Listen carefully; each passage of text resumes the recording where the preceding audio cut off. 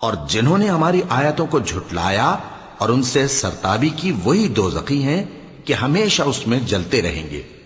پس اس سے زیادہ ظالم کون جو اللہ پر جھوٹ باندھے یا اس کی آیتوں کو جھٹلائے؟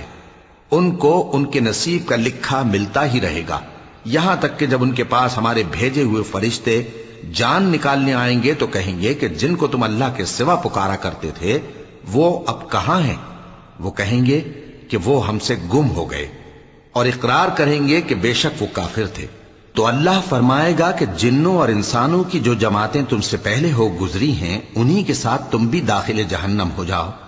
جب ایک جماعت وہاں جا داخل ہوگی تو اپنے جیسی دوسری جماعت پر لعنت کرے گی، یہاں تک کہ جب سب اس میں داخل ہو جائیں گے تو پچھلی جماعت پہلی کی نسبت کہے گی کہ اے پروردگار، انہی لوگوں نے ہم کو گمراہ کیا تھا، تو ان کو آتش جہنم کا دگنا عذاب دے۔